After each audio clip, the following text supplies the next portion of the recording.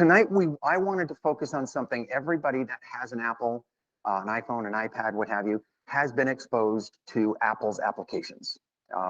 Most of them you use and know about seamlessly. It's the phone and text messages and things like that. Some of them you don't know. All of the apps up here are going to be free apps to download. The vast majority of them are free to use. Some of them have fees, like, music. Obviously, you would pay the fee for the music. But for the most part, it's all going to be free applications. Most everything on here is going to be applications that are actually included. Get out of there. Perfect. That are actually included with your phone or iPad. So most of them, and many, if not all of them, are also available on your MacBook Pros, because the MacBooks, the Airs, the Pros, they all use Mac OS, which is Apple's operating system, but they run iOS apps. iOS is just the mobile operating system, okay? So we're going to talk about the icons, what they look like, where they are. Some of them, keep in mind, they may change, but for the most part, over the last 10, 15 years, they haven't made major changes. They've just made color designs and things like that. Like this one, for example, changed quite dramatically. It used to actually be a compass, like a drafting compass and a ruler. And then they just stepped away just to make it look like an A. So apps. So Apple apps in general, I laid this out to be predominantly the apps you use the most going down to the ones you use the least. That doesn't mean that's the same for you, but we didn't put them in a particular order other than what's most commonly used. The most commonly used application on an iPhone is the phone. For most people, some people like me, it's text messaging, but it's just simply make, receive calls. On the phone app on your iPhone, you can also access your contacts, which I'll explain when we get to that one. Why do I have a contact app if I can get my contacts from my phone? And there's a reason for that. And then, of course, accessing your voicemail. So that's going to be the predominant, that's just your interface. That's what makes a phone a phone. The next thing you're going to use, of course, is messages. That's texting, okay? Now, when it comes to text messages with Apple, not only are you texting, but you're also instant messaging. We may have covered this in the past, and if you're not familiar with it, sometimes if you're using your iPhone, you kind of go, well, why are some of my text messages blue and why are some of them green? And there's a reason. If it's a blue message, that means you're talking to somebody else that has an iPhone. That's iPhone to iPhone messages only. It was also back in the day, if you had an iPod, you don't technically have a phone, so you can't text, but you can still Apple message. It was like AOL instant messaging, Yahoo instant messaging. That's exactly what Apple is when it's blue. If it's green, that means it's not another Apple customer that you're speaking with. They have an Android phone and they can't instant message, or they turned off their Apple messaging because they don't want to use it. For the most part, you don't care. If it's green or blue, it doesn't matter. You're still talking to them. Sometimes with blue messages, you can do more than you can with green. Like blue messages, you can send video, you can send higher quality pictures, you can send things that you can't do in a standard SMS text. Texting is antiquated. If you remember 20 years ago when text messaging first started, you could only do 144 characters. You couldn't do pictures, you couldn't do, those little emojicons, the smiley faces and things like that.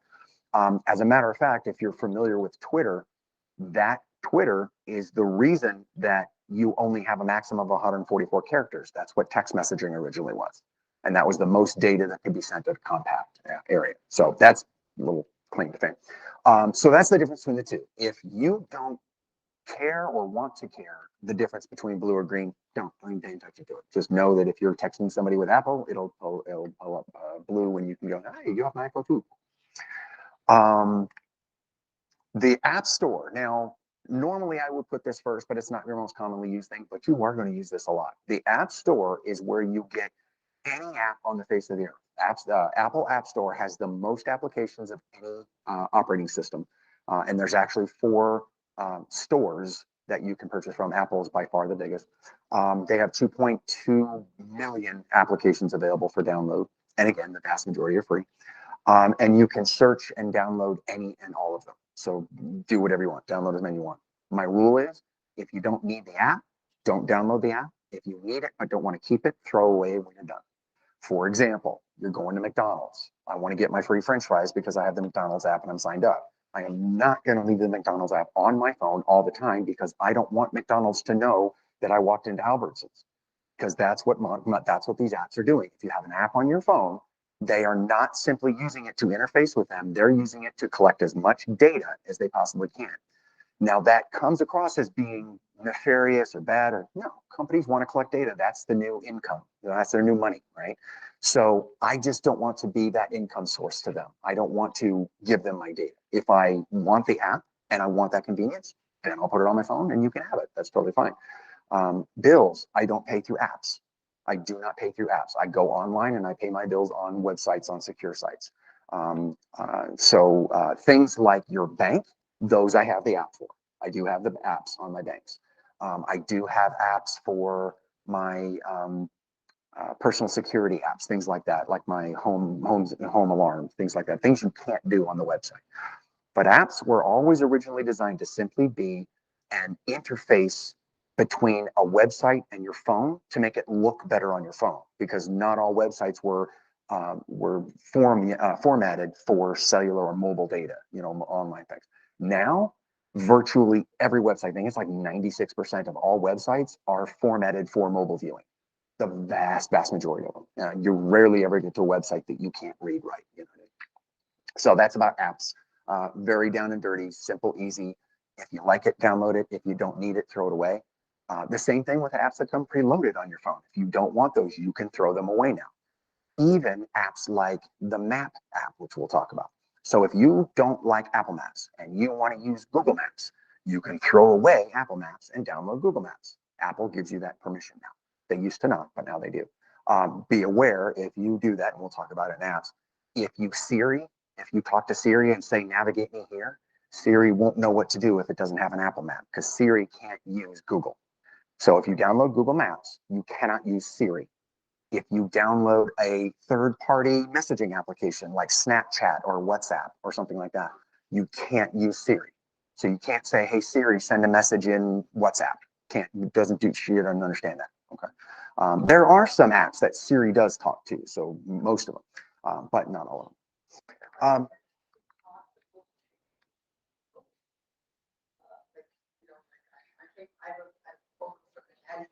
Mm-hmm.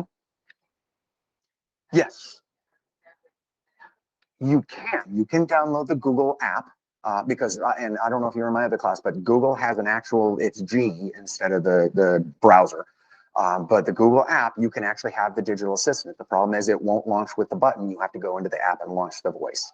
So the Siri is much easier because you can launch it with your watch. You can launch with the buttons, anything, that kind of thing. That's just what makes it easier. No, not a problem at all. Contacts. This is what's different. So your contact app versus the contacts in your phone app. The contacts in your phone app are using all the data from here. So that's where your contacts are actually stored.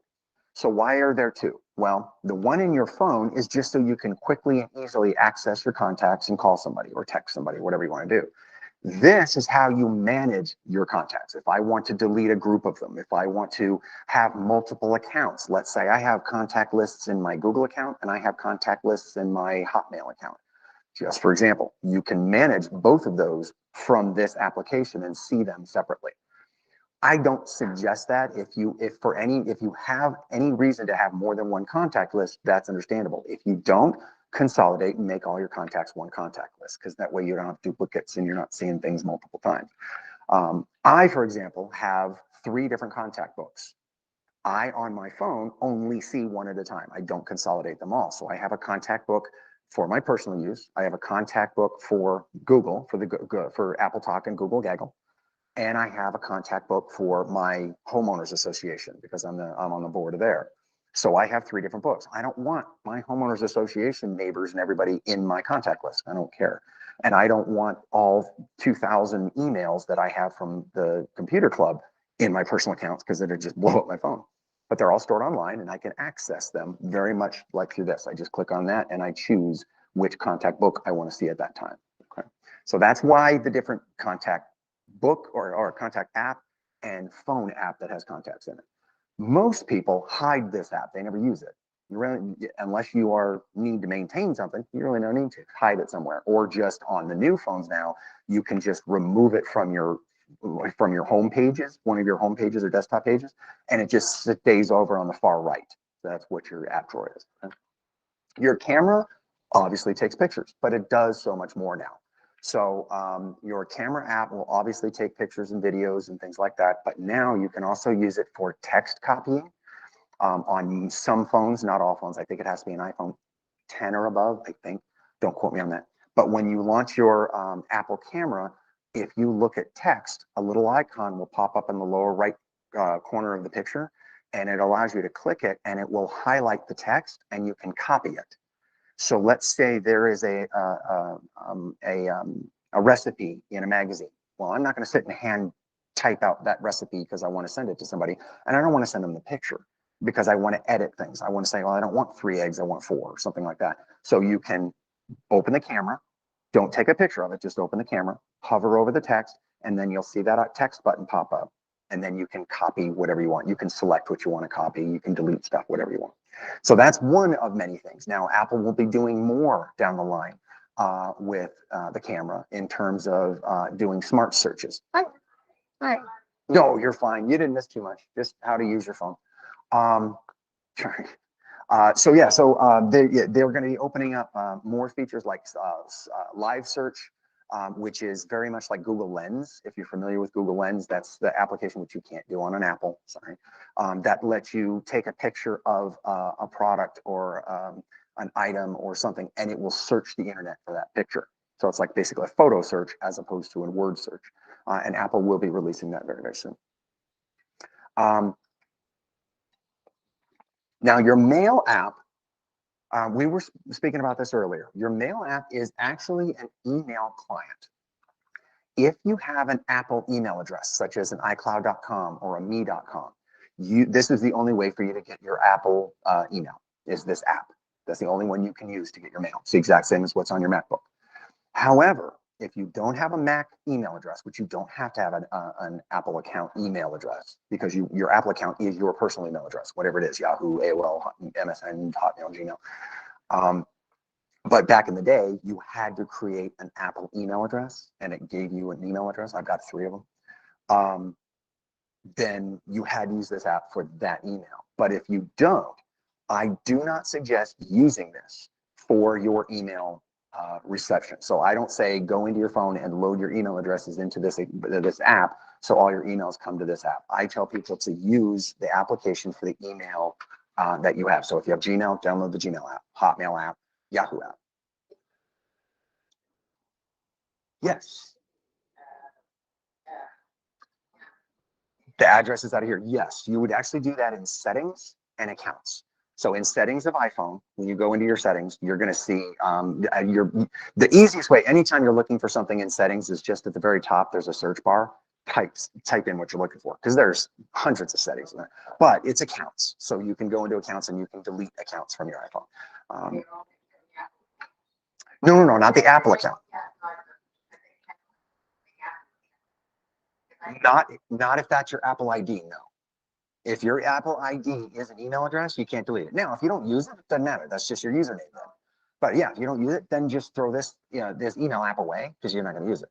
So if you have an Apple email address, yeah, just you don't need it because you don't give it to anybody, and it's just your username for Apple now. However, you will still want to know how to access it, because if something goes wrong with your app or with your MacBook or something like that, or your phone, it will probably send you an email you need to verify. Because that's how it verifies who you are, is by sending you an email or sending you a text message to your approved device. Here's where people run into problems. I have an iPhone. Well, my iPhone broke, so I need to get a new iPhone. Now I need to log into my Apple. Well, how does Apple know who I am? By my Apple account. Well, how does it verify who I am? By sending me a message to my iPhone. My iPhone's broken. What am I going to do? I don't have an iPad, so I can't prove this. Then it said the next step, if you can't do it that way, would be to send an email. So then it works, not an email. Well, yeah, the first step is just pop up on your notification on your screen that says, hey, somebody's trying to, do you want to allow? Yes. If you don't have that available, then it'll go to email. If it doesn't have that available, then it'll send you a phone call. The problem is if all that you ever do is on your phone is your phone calls, your text messages, and your email. Everything's on one device. If that device gets stolen, you're locked out of Apple. So you want to be a little proactive with Apple accounting, like going into the account settings and making sure you have a good backup in case something like that happens. Especially if you have two-step authentication turned on with Apple, hey, I need to send you a message to confirm who you are. Well, if the only way you can confirm who I am is by my phone and my phone got stolen, now what? That's a trip to Apple and an hour and a half wait. You know what I mean? So that's unfortunate. And to the point to mail, I always say, no matter how many email addresses you have the app for each email address as opposed to doing one app for all your email. The other main reason I say that is because this app downloads every single one of your emails into your phone's memory and takes up phone's memory. It's not online like Gmail and Hotmail and Yahoo and AOL is. It stores it in your phone's memory. So your memory gets blown up. I'm out of storage space. And why? Because I have 18,000 emails on my phone and I don't look at them, So that's the other reason. Calculator, it is one of my favorite calculators. It's the one I use. I have an iPhone. It's in my bag. But my personal phone is an Android phone, but I still use the Apple Calendar or the Apple Calculator at work. It's simple, it's clean, it's easy. And I learned a neat trick when you're typing something in, if you messed up a number, you don't have to hit clear and clear the whole thing like on a real calculator. You on the screen where the numbers are, just swipe left or right, doesn't matter, and it will delete one character. So I learned that, and it was my favorite. I was like, oh, that's so cool, because I'm typing in a long number and I miss a number and I got to start over again. But it is the default calendar. And it also, when you turn your phone sideways, it goes to a scientific calculator. If you know what any of that stuff means, I don't. Tan, cosine, sine, I don't know what any of that means. Safari is your default Apple web browser. Safari is to Apple what Chrome is to Google, or Edge, what used to be Internet Explorer, what Edge is to Microsoft. It's just Apple's default web browser. A lot of really, really good services, a lot of really good tools, password keepers, safes, all that kind of good stuff. Really good browser. I actually do like the browser. I don't use it. I use Chrome. Even on my iPad, I use Chrome. It's what I like. It's because it works with all my other devices. That's what I do. There was something on TV about Chrome. Not that I've heard. I'll look it up. Yeah. But, and again, hacked just simply means that any company has been notified that something's been compromised. Now, data may not have been taken, but the fact that somebody got past the first door, there's like 15 doors, that kind of. So yeah, just be aware. You are there. If somebody gets into Chrome, they can't get any of your personal data. That's not where it's stored. Your personal data is not stored in Chrome. It's stored on your Google account. Same thing with Safari. So Photos obviously is the app you use to see your pictures and videos. That's what you can adjust it. You can put them in different folders, things like that. There's now really good editing software in Photos that you can color adjust. You can crop things. You can blow it up, all sorts of things. Pretty good thing in Photos is that you can make changes to a photo and revert back to the original photo. So if you make changes and you don't like it, it's not stuck with that change like you cut a picture in half. You can go back to the original. But really good program. The only drawback to it is it doesn't really do video editing. So if you take a long video of a family and you want to kind of shorten it and send it or email it, or which I wouldn't ever, but if you want to, you can do it, but it's not easy. So if you're going to do editing, look at some kind of an editing software application, something. They don't have to be expensive or cost anything. Most of them are free. And Google Photos also does good cropping, just very simple cropping. That's what I use even on my Apple. I use Google Photos. Now the settings icon, very common. Most people know what it looks like, where it is, and what to do with it. But it does so much more than just access your settings. It is everything about your phone and everything about your account with Apple. So the first thing that pops up at the top of settings is this section is called Apple ID, even though it doesn't have a section. It just has your picture and a name on it. That's all it is. Hi there. Come on in. No, 6 o'clock. That's okay. You didn't miss too much. Just everything about Apple. No, I'm kidding. So basically it's how you access virtually everything about you and about your account and things like that. So like I was saying, that first section on the top of settings, which is your picture. If you added a picture, if you didn't, it'll just be a little cut out, or your first initial or something. And then your name. And then when you click on that, that's everything in your app. That's how you would change passwords if you need to. That's how you'd update your payment method. Anything you want to change, anything you want to update, you do there. And then settings, of course, is anything setting inside the phone. My one big fast and loose rule with edit or with settings: change or customize as little as you're comfortable doing.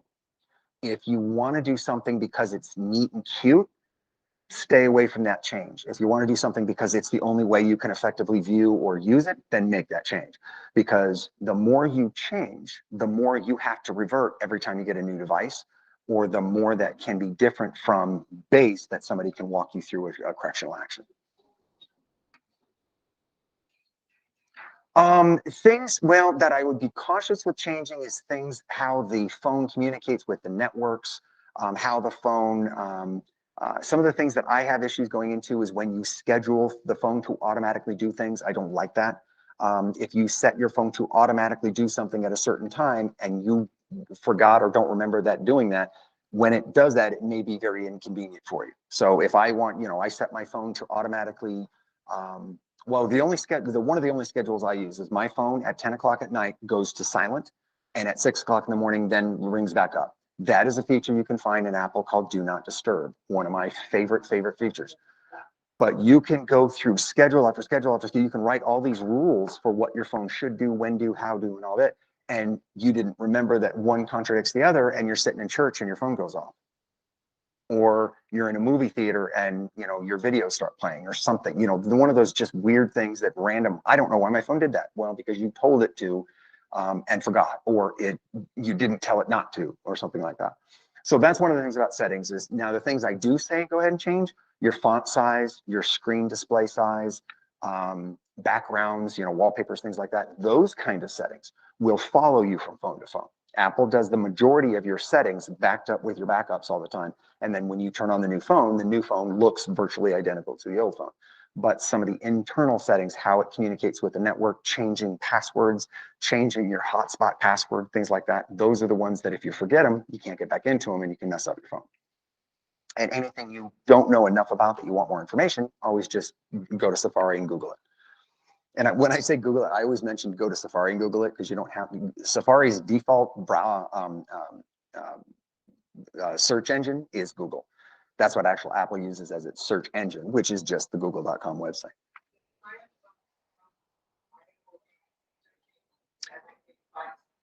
It is very, there's really only big four, and that's one of them. I do like Firefox. If you're comfortable with it, like it, that's why you can do it on every device. Absolutely. You use whatever you're comfortable with. When it comes to safety and security, all your safety and security is based on your own personal use and decisions.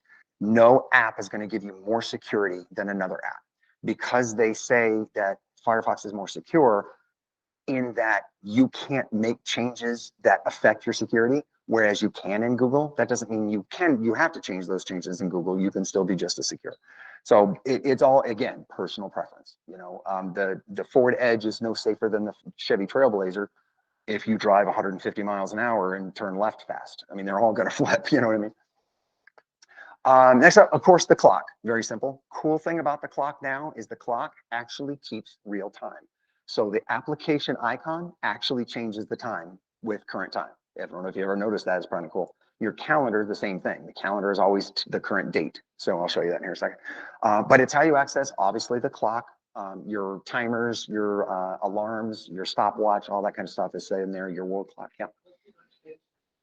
I'm sorry. On daylight savings time, it's a setting in the phone that it's automatic. And that's the thing in Arizona, your time is actually reported to your phone based on the network. So every time your phone communicates to the tower says it's 4 o'clock. Every single time, not 4 o'clock, but I mean, every single time it tells it what time it is. So if the network says, okay, daylight savings went to the next hour, then it will tell all the phones flip to the next hour. If your phone is set to automatically take the time from the network, then it will change with network time. That's why when you go from one time zone to another, your phone automatically switches.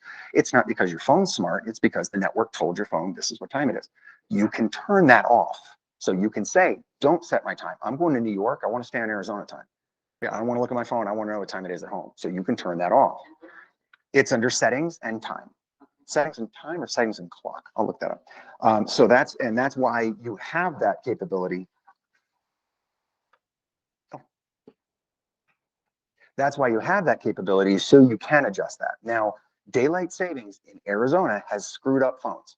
So there's some people that their phones flipped with daylight savings. Well, we don't change. So what, so, and sometimes you have to go in there. So I always say daylight savings time, make sure your phone is right at night when you go to sleep, make sure it's right in the morning when you wake up. If you're jumping up an hour, make sure or back an hour, whichever one, and you have to be up in the morning, set an extra alarm just to make sure. So you're not going to miss that. But it's under settings and I think it was time. Oh, it's under settings and then general and then date and time. So that's where it would be under general. So general is where a lot of your main settings are going to be. So settings and then general. So yeah, so you can put it in the main settings you can change. You can set it in 24-hour time. You can automatically set the time, or you can change it to what time zone you want it to be in manually. And that's how that works. But again, the fact that it changes with the current time, that's Apple's, well, that was up until this most recent release. That was Apple's only widget. That was the only app that changed actively on the phone, which I think is kind of cool. Not that you'll ever use that. The calendar, the same thing. The calendar will flip with the day and should give you, I don't know if it looks like this anymore. I thought that they had changed the calendar app, but I might be 100% stupid wrong. And see, I don't know your phone. But that is just to access your schedule, your calendar in general, and back that up and add and remove things like that. The neat thing about Apple is that Apple Contacts will talk to Apple Calendar. So if you put somebody's birthday in your contact list, it will show up on your calendar. I like that feature. I like every contact in my phone worth me knowing their birthday's in their contact, and it shows up on my calendar. I absolutely love that. I do that for everybody. I think that's great.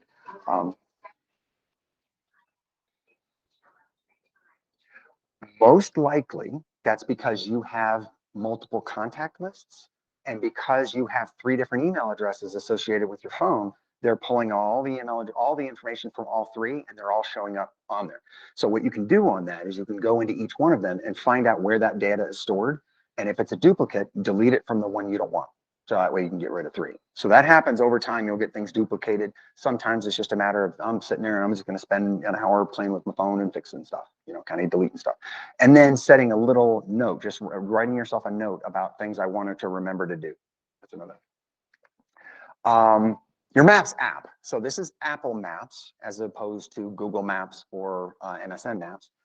It is not only just a mapping app and a navigation app, but it's also a GPS search app. Okay. It can give you turn-by-turn directions, active directions. It is just as, and I'm going to say this very blatantly, it is almost as identical accuracy as Google. Google is still the predominant and preferred mapping app by a long shot, a big long shot. But as we were saying earlier, if you don't use Apple Maps, you can't ask Siri to navigate you somewhere. So Siri, the digital assistant, when you talk to her and say, hey, navigate me to the nearest Lowe's Home Improvement, unless you have the Apple Map app, it won't work. You have to have Apple Map for Siri to work. You have to have the Google Calendar or the Apple Calendar in order for Siri to save an event or something like that. So Siri only communicates with Apple apps. It's my caveat to that. Find My is an interesting, what is really an app, but most people don't think of it as an app. They think of it as a setting, but it's really an application. It is a GPS device locator, so it can find your lost phone as long as your phone is on or it was set to send its last location before it died because the battery died. So that is your Find My iPhone or Find My iPad or whatever it is. It is also a device lock and data wipe tool. So if your phone is lost and you're not going to get it back, go into Find My on a computer, your Mac, your iPad, whatever, and go to the device that you lost and say, this device was lost. Put this message up on the screen. If found, please call. And if you don't hear from it in 2 days, wipe it. and then it'll send a message to the phone to wipe it out and brick it. And brick means make it worthless. It would never be able to be activated again, ever, by anybody. It is very legitimately parts at that point. You can restore it. So if you wipe a phone and brick it, when you get it back, it'll say you put in the last person's information and you can get your data back. Well, yeah, no, you won't get your data back on the phone, but everything should be stored in the cloud anyway. It can also be used as a friend and family locator. So if you have family that you want that capability of staying connected with and seeing where they are, you can turn that on and Find My. So there are other apps that you can do GPS search for. My wife and I both find each other on the map, so I always know where she is. She always knows where I am. That is one of those things that use that at your own risk. Not to say that you don't want somebody catching you doing something bad. You may not want someone to catch you doing something good. So I don't want my wife knowing that I'm at the store buying her something. I don't buy her stuff, so she don't care. But I could very simply just say, turn it off right now. I don't want to use it. Turn off my location. But that's that. Notes is very much a notes keeper. The neat thing about notes is it will back up online, so you keep them. I use my notes for things like saving things I wanted to remember, like recipes. I'll save them in my notes section. You can do lists. You can do other things that save, and you can keep, things that are important to you. I also use it as a almost like a inventory list of things that I have in my house that are important. So I have the serial numbers and the information. I think in the new notes you can even take pictures and add it to a note. So you can take the picture of like on my note system, I've got one whole thing which is nothing but my weapons. I was a police officer, so I have a lot of guns. So I have a complete list of all of my weapons. I have a complete list of all my serial numbers. I have a complete list of all my jewelry, my wife's jewelry, all things that are important. So it's like a digital. So my phone is lost. I get that back because it's backed up. If anything's stolen, I've got it at my fingertips. What I had, the police show up and I said, this is everything I had. It's right here, So note keeper and saver, do like notes. Be aware about folders in the notes, because you can create other folders like these. This is everything food, this is everything this, is everything this. Make sure you know where you're backing up your notes, so that way it's not forgetting to back up with Apple. Okay. I only say that because if you have accounts associated with your device, you can save notes to each individual account. So this is all my Google Notes, this is all my Yahoo Notes, this is all my. Most people don't have that. They have, these are my notes. And you want to make sure they're all in the place that are being backed up with your phone. Something that's not just stored on the phone, but it's backed up to iCloud. Reminders. This is part of the calendar, but it's not exactly the calendar. Reminders are just, it's a little dinging sound or a notification that pops up to remind you to do something either on a regular schedule or something that says, remind me to take the roast out of the oven or whatever it might be. Remind me to call my mom at midnight or whatever, that kind of thing. So that's what the schedule. And then the colors are because you can categorize them and things like that. Again, you don't need to customize reminders too much. I just use Siri. Yes, sir.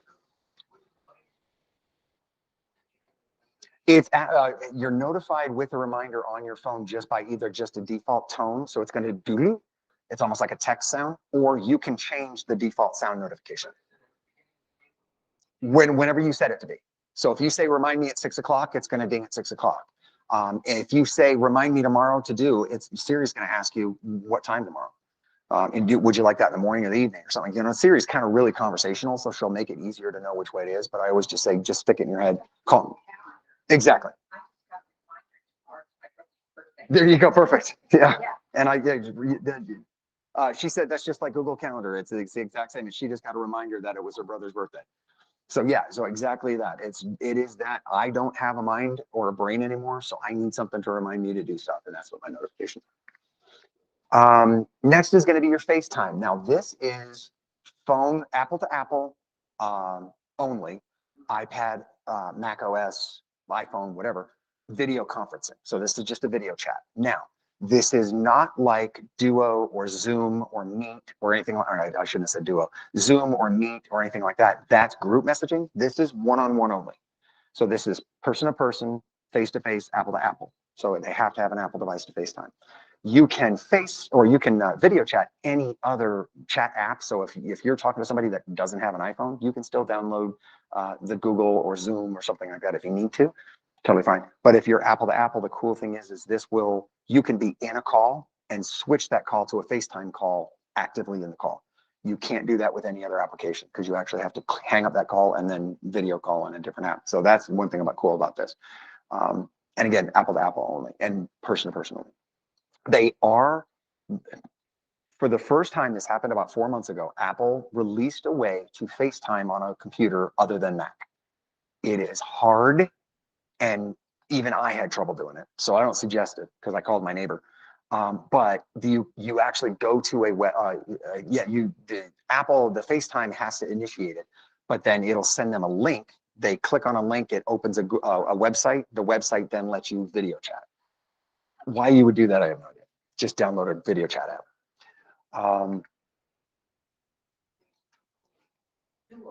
Google Duo is the. I do too. I love Duo. That's my go-to. When it's one-on-one, I absolutely love Duo. That's what I video chat with my wife with. Now, to be fair, my wife and I, my carrier, my big red cell phone carrier, has video chatting built into its service. So if you're chatting to anybody else that's on Verizon system with an Android, you can switch to video call active. So that's ours, but that's even more limited than just Apple to Apple. That's only Verizon Android users. So, okay, the music app. This changed over the years. You'll notice it's the music app now. It is not iTunes. I don't know if you know this or not, but iTunes is gone. There is no iTunes anymore.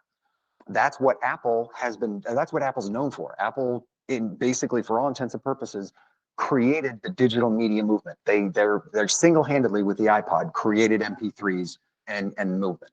That was all iTunes. This buying a song one by one, buying an album through iTunes, that is all gone. You can still buy music if you want to. I'll show you where.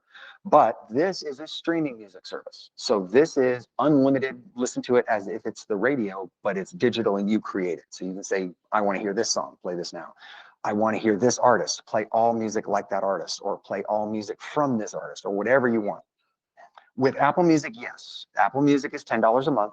Virtually the same as all other music services. Spotify, YouTube Music, those are the big three. Spotify is the biggest by far. Yeah, by far. But virtually the same price, between $10 and $15 for unlimited ad-free music. So no ads whatsoever. There are music services like Spotify that are free, but you have ads, so you have commercials.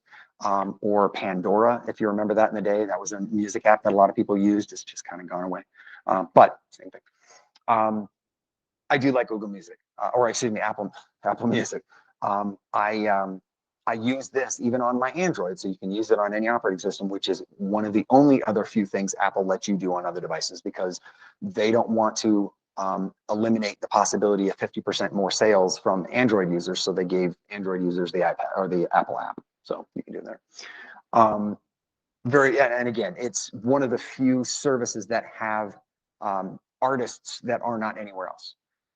There are very, very few artists that don't go everywhere.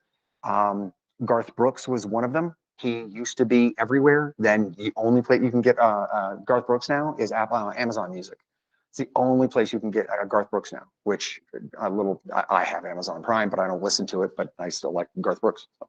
And then Taylor Swift, if you're familiar with her, she was only on one particular service and then she branched out and went everywhere because she realized she's losing money. But they have the biggest, and I'm pretty sure they have the Beatles too. I'm pretty sure Apple has the Beatles. They used to not because Michael Jackson actually owns, well, his estate owns the Beatles, all the music. And then, which strangely enough is somebody else owns the majority of it, Michael Jackson's music. Paul McCartney, I think, owns a lot of it, which is weird because, okay, so now this one is, I'm gonna take a little bit more time, the wallet, okay? Your Apple Wallet, this is where if you use Apple Pay or if you store your credit cards in your phone, you're gonna use Wallet. Okay, it's where your data is stored. It's where if you're taking a flight, it's where your plane ticket will sit.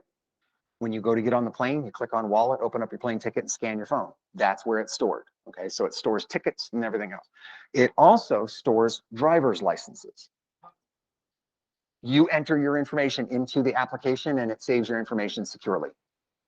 Yeah, that's how it actually, you actually put it in. It's not they don't know your information unless you put it in there. You have to tell them you want it in there.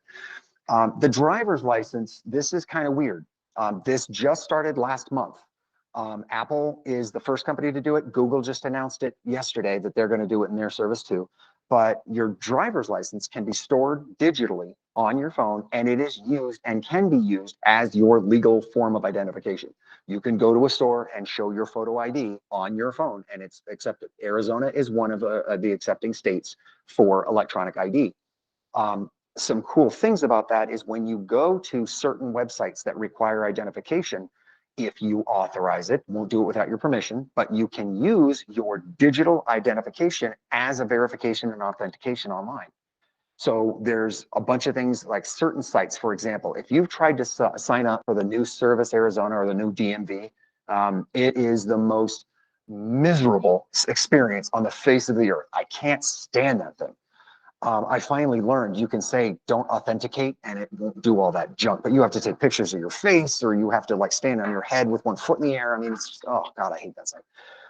So that is going to use your phone or your data, your wallet, to basically use that as authentication. Yes, this is a legal form of identification. I can get this digitally. I can confirm this is real. Cool. Okay. Because you are not simply taking a picture of your ID and saving it in your phone. You can do that all day, but nobody's going to accept that as a legal form of ID, especially a cop. They're not going to look at a picture and go, okay, where's your driver's license? Because by law in Arizona, you have to have your driver's license to drive. Not just I have to have a driver's license, you have to have it on you by law.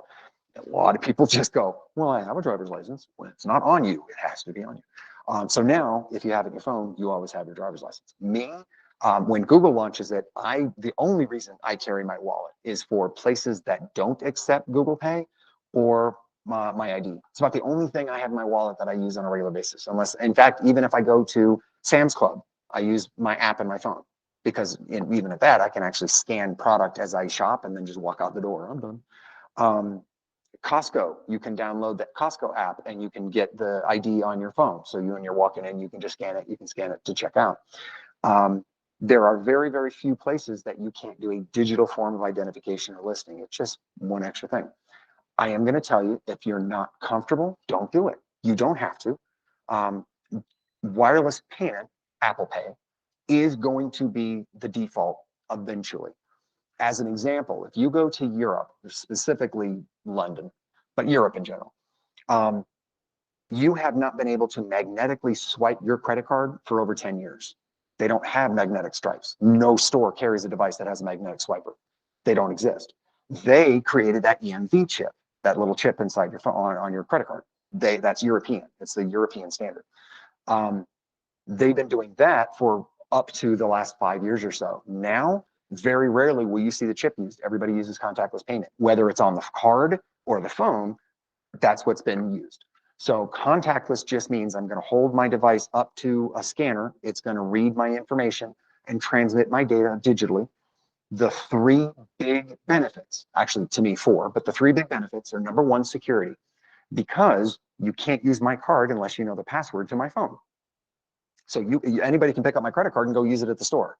Can't pick up my phone and go use it because you need my password to unlock it in order to pay. Number two, when you scan, it creates a virtual credit card number, a virtual transaction code. It is not your credit card. So your credit card is not transmitted from your phone to that device. Okay. Virtually the same as the chip. The chip does the same thing, but you have to stick your phone, your card in that grubby little machine. So that is a secondary security measure. It's contactless. When you swipe your magnetic strip, it's taking your credit card number and your PIN number at the same time. That works. And thirdly, security, safety. I like the speed of it. That's a nice kind of ancillary thing, and not having to touch grubby stuff. I like that. But the thing that I like is it tracks everything I pay. So it's like almost like a digital receipt.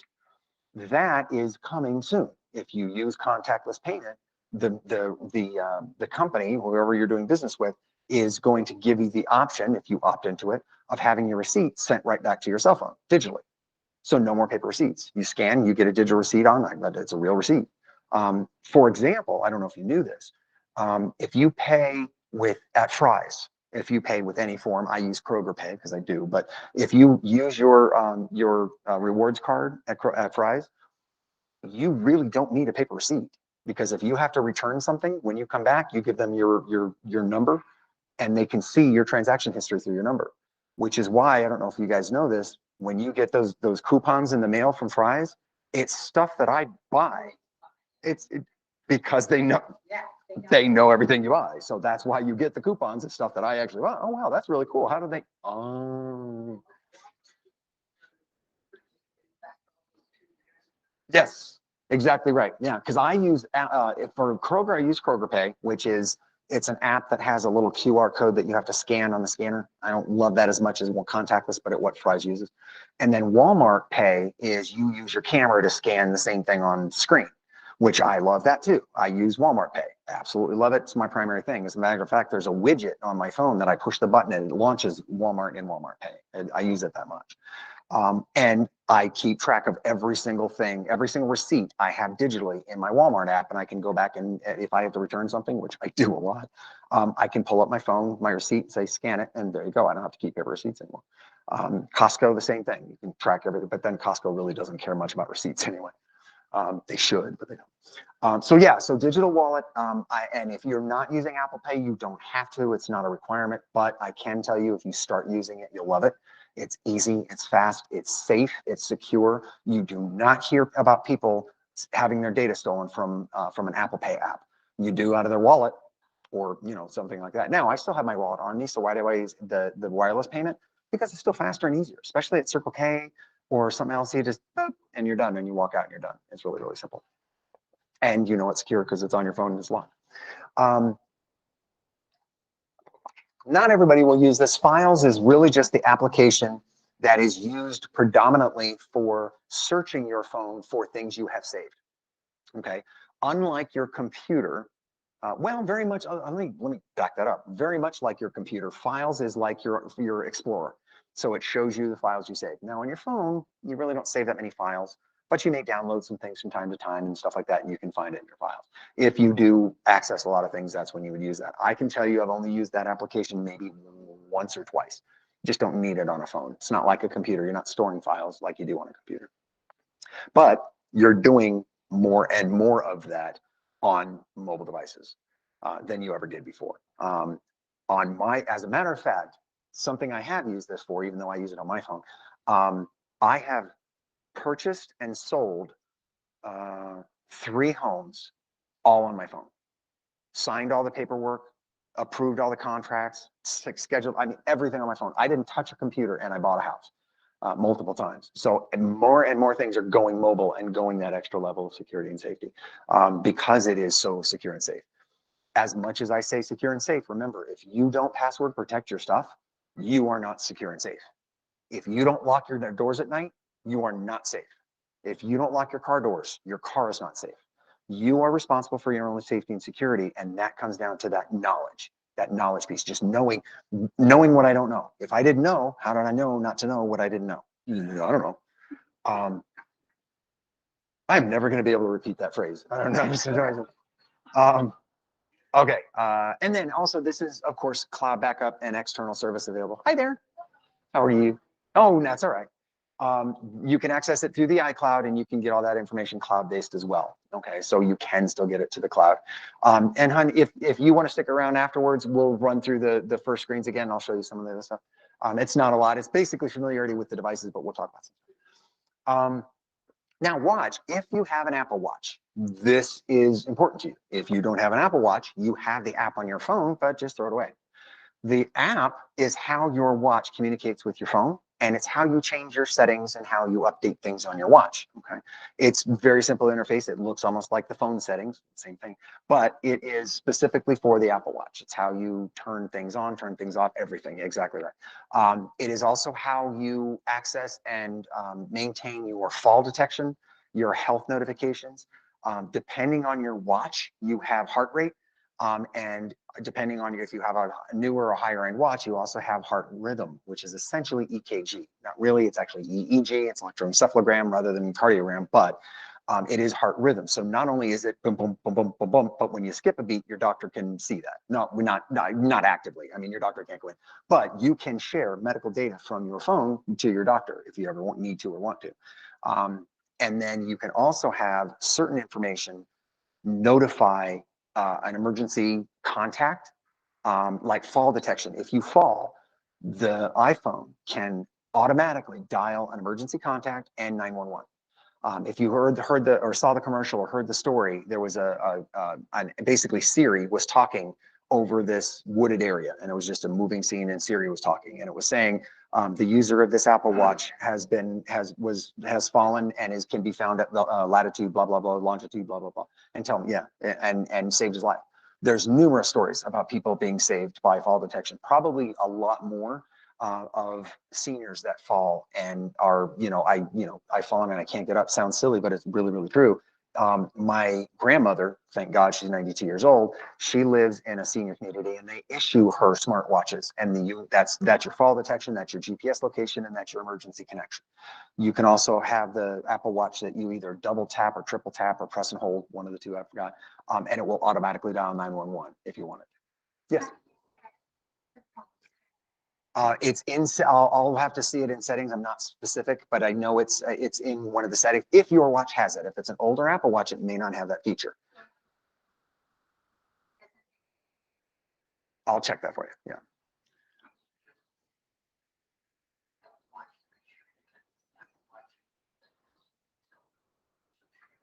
Yes, that is correct. So what he's saying is make sure you get an Apple Watch with a cell number. Apple sells two different kinds of watches. They sell a GPS watch and they say a cellular watch. Okay, so the cellular watch has basically a cell phone built into it. You could legitimately make a phone call from your watch.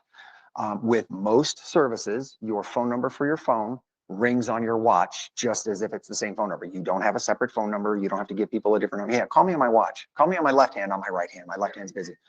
And that's called number sharing, is which shares a number. It has its own telephone number, but it's not used. The reason for the cellular version, it's most carriers $10 a month. Some plans even give you half price, but $10 a month for the service. And that means that I can leave my phone at home and I can go out for a run and I can still get my phone calls, still get my text messages. I can stream my music.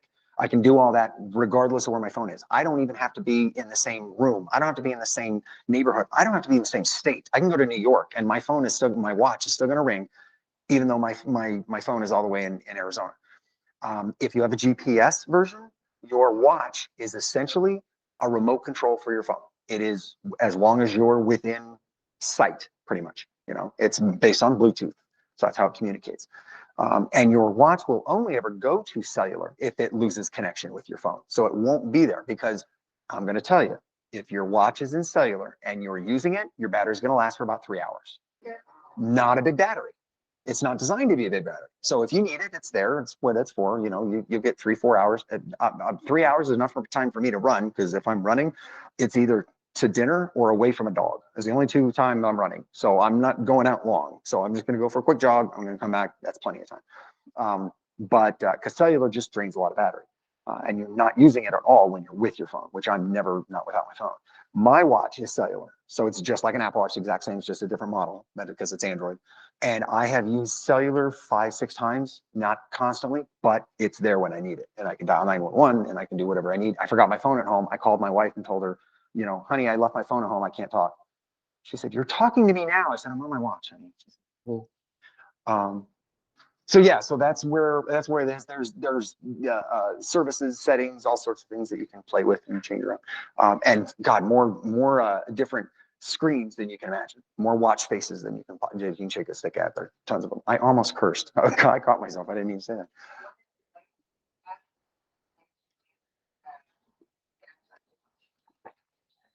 Yes. Yep. Yep. Yeah. Now, and what she was saying is you can use other manufacturers' watches on your iPhone. Yes, you can. You just need to download the app for that device, and yes, you can. You can use Samsung, and I think you can use, I want to say Fossil, which, if you guys know Fossil Watch. Well, Google owns them. That's why Google just yesterday announced their new watch called the Pixel Watch. Think of an Apple Watch, but make it round. Virtually the identical look. It's a round. It's thin, it's glass, and it's a button. I think it's a great looking watch. I just like more of a standard looking watch. So yes, you can use other devices, not just Apple, but you lose some of the actual Apple functionality if you don't have that capability.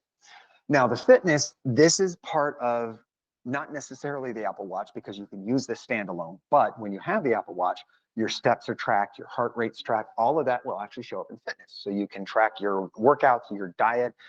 There are apps for water intake to make sure you're drinking enough water. It'll buzz you to remind you, hey, drink another glass of water, that kind of thing. All sorts of really, really good things for people that need that extra assistance, that need an extra lift. And then this will all track all that information and be goals. And then you can also share with friends and family that say, hey, guess what? I stepped 5,000 steps today. And your friend goes, oh, I did 10,000. I'm like, shut up. I work from home, so I never walk. I sit on my butt all day. This is the most I've stood in like a week. So great app. Now you don't have to have an Apple Watch for this. You can do it just with your phone. Your phone itself can track your steps because it still has those gyroscopes and features that make it capable of doing it. Not gyroscopes, excuse me, accelerometers. All right. And then you can do the diet tracking and all that stuff even without an Apple Watch. So it's not have to have it. Then you have the health app. Now, why do we have a fitness app and then we have a health app? Because fitness is just one part of health, okay? So physical activity, diet, things like that is just one part of your overall health. Your overall health is going to track much more data depending on what you want it to track. For example, fitness, it can do your weight, but it's not going to do things like your body mass index or your cholesterol or your blood pressure, things like that. You can have this actually track all that out. There are actually doctors. If you ever heard of the Helo app, a lot of doctors use that Helo. You can sync your Helo app to your Apple data, and it will share your information. Every time you get updated information and statistics from your doctor, it'll update the app and vice versa. So that's a kind of good thing to keep that all conglomerated, which is kind of cool. Okay, this, I don't know if it technically is, and I just noticed there's a T for tips. I don't know if this is still on the iPhone or not. If it is, great. If it's not, you can download it, but it literally is just tips and tricks. So it's just things to know about either new user things or something that's newly released or something like that. Nearly every time you tap it, it'll be something different, and then you can scroll through the list. I don't use it. If first-time Apple users may start using it and try it out and go, oh, I didn't know the Apple could do this, or hey, it has a camera. That's basically what it is. I just don't know if it's still actively used, but it can still be downloaded. And I say actively used, I don't know if it's preloaded is what I meant. Shortcuts, I think, is preloaded, or you can download if you want. That is very simply, you can create specific tasks and shortcuts on your screen that you push a button and it automatically does something. Okay. As an example, you could have it say, now this is all with approved devices and equipment and things like this. But I could say I have a button that says good night. And when I push that button, all the lights in my house go off. It checks my garage door to make sure it's down. It sets my alarm, my house alarm, and turns on my wake up alarm, all with one button. Okay, that's a task, that's a scheduled task. Okay. One of those things I tell you I don't use. I do not like automation to the extent that I don't know everything it's doing and I don't have control over it. If I create it and I use it for that, then yes, that's okay. But if there's a certain level of automation that I just don't think need be done, it's not that difficult for me to push the button to turn on my lights and set my alarm and that kind of thing. I want to do some of that because I don't want to rely on a computer that, oops, it lost connection to my alarm system, so my alarm didn't technically arm. And I thought it did because I pushed a button and told it to, but it lost that connection. My garage door is a perfect example. I've got a smart garage door and it's a Chamberlain. Well, it's a door opener. It's just a little wireless thing that opens and closes my garage door. It loses connection nearly every month. Now that's okay because I only use it as an emergency backup if I'm either not in my car or I, whatever reason, that kind of thing. But if I have it and it doesn't work, is it really an effective tool anymore? If is it just something that's screwed into the wall and it's not actually doing anything? So I do suggest if you are going to buy a garage door opener ever, always get a Wi-Fi enabled smart garage door opener. Even if you don't use it all the time, it is something that you can go in and say, I don't have my keys and I don't have my car because I just got brought back from the dealership. I can't get into my house because 9 times out of 10, that's the only way you get in and out of your house. You don't carry your keys anymore. I'm going to open my garage door remotely. I'm at work and I need somebody to get into my house to check on my dog. I can remotely open my garage door from anywhere in the world. That kind of thing. I love that feature. It's the difference of $20 in the overall cost of your garage door opener. So there's no reason not to. Doesn't matter who you get, Chamberlain, LiftMaster, doesn't matter. They all have it. It's all built into everything. And that's the example of what smart means. You stick smart in front of anything, and all it means is it's just Wi-Fi enabled and you can communicate digitally. That's all it is. You can get a smart toaster of it. Why? How hard is it to turn it on? I mean, you know, there's certain things that don't need to be smart. They advertised a smart smoker, like a barbecue smoker. And some guy is saying, I can smoke my meat while I'm at the game. I'm like, you could do that before. You light it and leave. I mean, you don't need a Wi-Fi connection to your smoker. I mean, there's certain things that's stupid. I'm not kidding. There is a smart toothbrush. It's $380. When you brush, it tracks your brushes, it tracks your thing, and it keeps a list of. That is for the dental dams right there. What's that? Oh God, I don't know how many they're selling. $380 toothbrush. That's just stupid. I forgot what I was gonna say. Apple News, it's news. You can use any one of it. It's good. I mean, you can kind of customize what news or organizations you read from and things. It also has magazines in there that you can get subscriptions to, so you can do the digital magazines. Think of it like news Kindle, kind of. Because of course you can do Apple Books. I don't think I have. Maybe I do. Oh, we'll look at it now. Home thing. Speaking of smart. This is the app that controls all of Apple's smart home devices. They only have a few. There are a couple cameras. There are speakers, which are the HomePods. There's 2 or 3 HomePods right now. There's one small round one, and then there's a tall cylindrical one. Think of it like Alexa. And then there's the big one.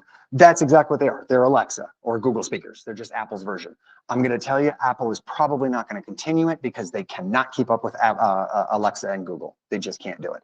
Amazon has taken over the vast majority of that market with the smart speaker. Google is coming on faster and beating them.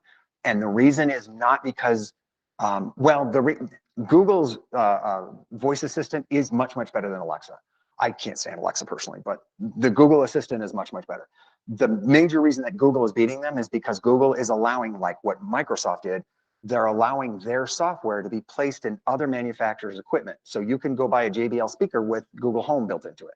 You can go buy something in it, so that kind of thing. Apple won't do that kind of thing. They're going to develop their own hardware. They're going to keep their hardware, but their hardware is expensive. But for the most part, it's worth it. Apple has the market on quality. They have.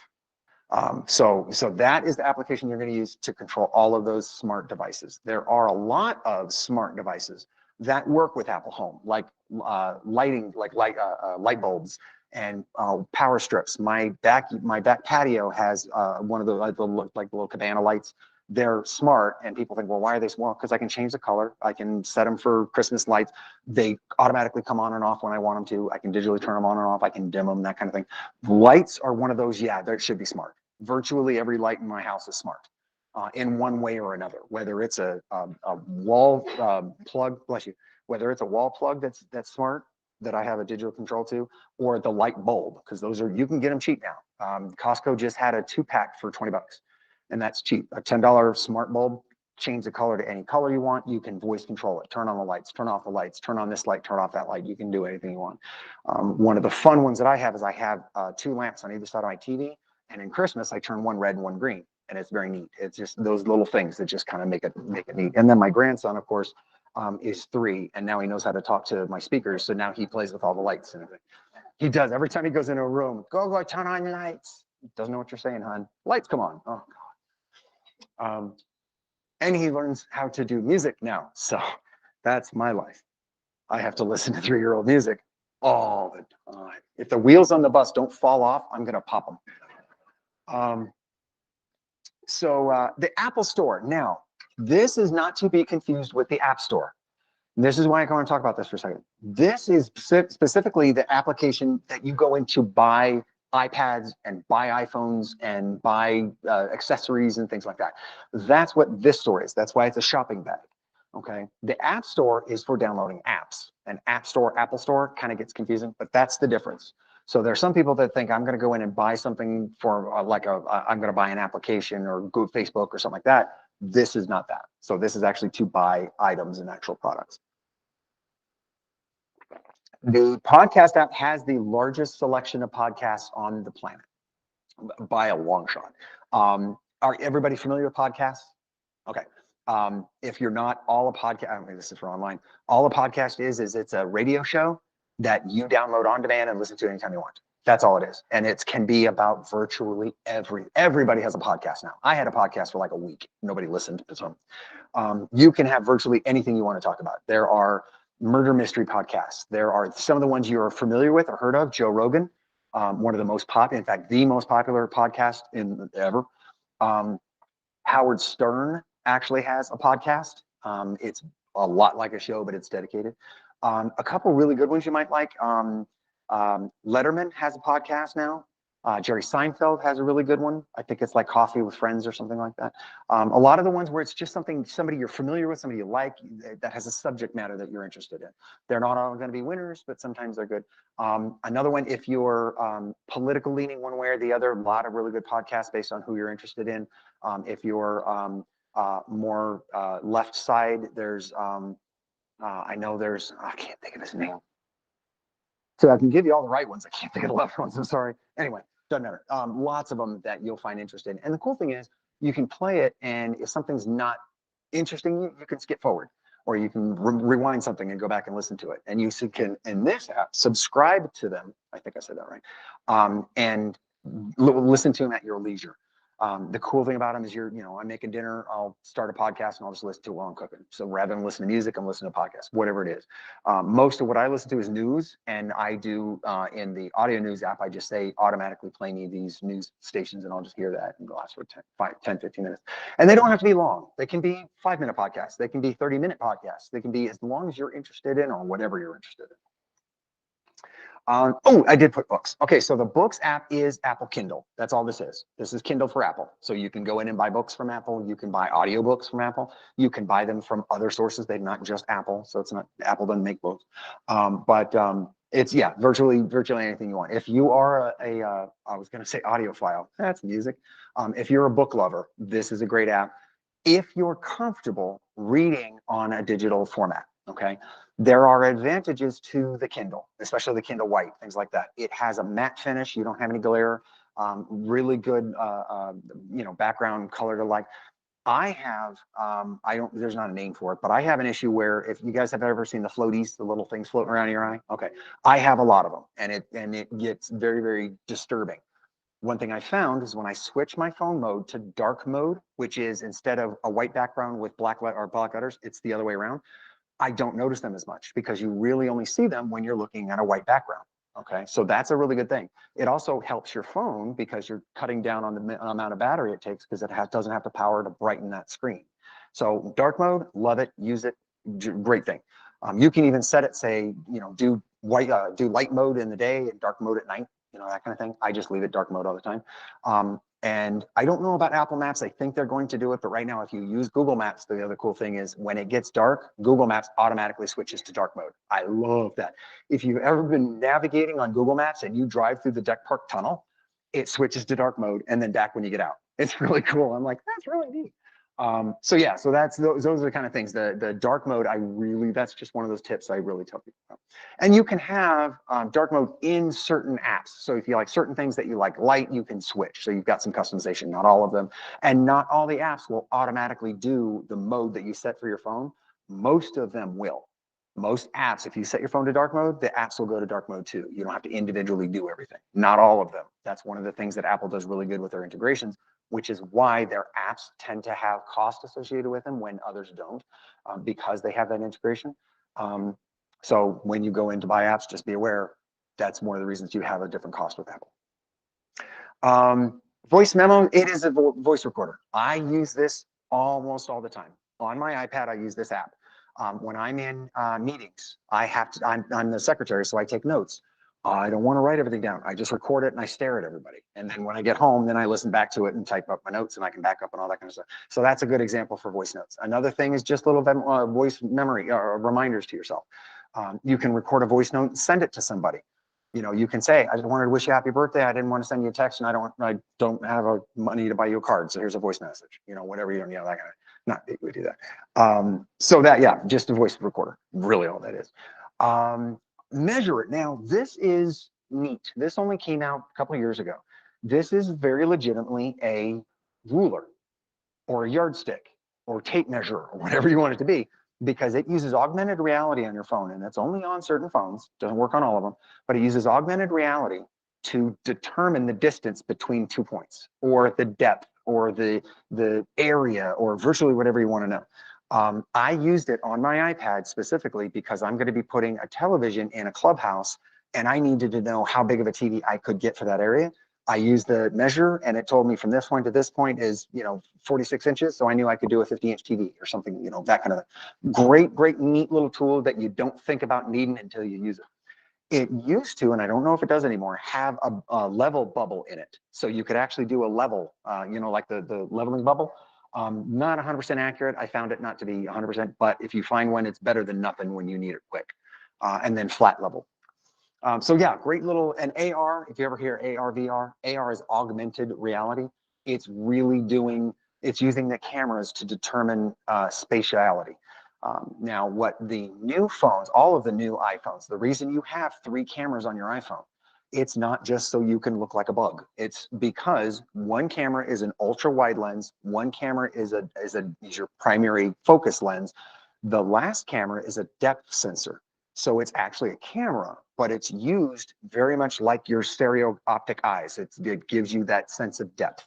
My grandfather only had one eye and he still drove his entire life. He had no sense of depth. He learned that just, you know, his brain kind of said, okay, I'm too close to that car, back off. The phone does that by saying this camera and this camera are seeing something. This is sending out on iPhone only. This is the only phone that does this. I'm going to send out a laser that this camera can see, and it can determine the distance with that laser. Okay, and there was a time they were going to call it the time of flight sensor. I think they changed that, but the depth sensor is really that. It actually measures depth, so that's how you can be so accurate. As you get more and more, as we get more and more into augmented reality, you're going to be able to do other things. Like I want to buy furniture for my house, and I'm going to stand back and I'm going to hold my camera up, and I can virtually place furniture around my house and see exactly what it's going to look like. And it doesn't look like a cartoon sitting in a picture. It looks real. You're going to be able to set your phone up and step back from it and stand and look at yourself and try on different clothing virtually, and you'll see exactly how it fits. And it's you know, because right now you can go into a picture and say try this and try this, and this is actually going to do more. You can turn and you'll see the fabric move, and I mean it's amazing some of this stuff can do. Incredible. In fact, you may have already seen augmented reality and not known it. If you've ever heard about the term deep fake, deep fake is if you watch a video and somebody's talking, it's not 100% true that that's that person. It could be a digitally altered image, and they use augmented reality in that format. What they'll do is they'll take a video of a real person talking, and they'll take a video of somebody else saying something similar or whatever, and digitally composite them together to make it look like, you know, Obama was really at, you know, the Battle of, you know, Bayonne Bay. You know, it didn't happen. You know, they're gonna, and deep fakes are incredible. The 3 biggest deep fake right now, I think Biden has one that somebody did of him. Tom Cruise has one that looks just like him. I mean, it looks like Tom Cruise, and he's laughing or doing something, it's not him. And they're not always malicious. Sometimes it's fun, but for the most part, they're going to be malicious. So when they used to say, believe half of what you hear or half of what you see and less of what you hear, now believe less of what you see, because it's not always going to be true. Especially when you see some of these news stories, you jump on a news story and expect it to be either what they're reporting it to be or even what the title says it is. Trust but verify. Always trust and verify, because there's been numerous news stories out that I just, as a matter of fact, I was skeptical when they had that, when they, Politico, I think, sent out the article that there was a leaked memo from the Supreme Court. I absolutely wholeheartedly for the rest of the day said, no, that's fake. There's no, that just, it's not, it's unheard of. It's never, who's going to leak something from the, yeah, no, it's true. So, TV is the TV app. It's very, very legitimately the application you use to control your Apple TV, whether that is built into your television, which is rare, or you have one of these boxes. This is an Apple TV box. These are about 200 bucks. They're not cheap, but they're really, really cool because they play in 4K and you get all of your digital content here. If you have a smart TV, you technically don't need something like this. If you don't have a smart TV, then you need one of these or a Google Chromecast. If you need a smart, like a smart series, buy a Chromecast. Don't buy one of these. Even though this talks to Apple and you can get Apple TV. My Chromecast has Apple TV on it. So, but the whole point of it is I can get digital content. I can do Disney Plus. I can do HBO Max. I can do all these Netflix. That's probably what you're more familiar with. They're all streaming video services. If your TV does not have that built in, or even if it does, most of it's really not good software because it's hard to navigate, then you can get a secondary box. Google's Chromecast is only 50 bucks and does 4K compared to that at 200. And the Google Chromecast is much, much smaller. Small little dongle, plugs in, you're good. And you can do virtually everything. But virtually the same thing. Fire Stick is by Amazon, so it's going to be limited to their software and applications. So a lot of it just comes down to what services are offered on each device. I have a Fire Stick, but I only use it in my my grandson's room because he only watches certain things. Because the Fire Stick, I think it's either A&E, or AMC, one of those two.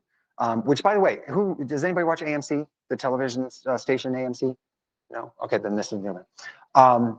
So yeah, so it's virtually the same. The Fire Stick is a good option because there's a lot of different kinds, and they range in price. The price is very, very good. Their interface is not as good. Their remotes aren't as good, depending on what you like. It's all a matter of personal preference.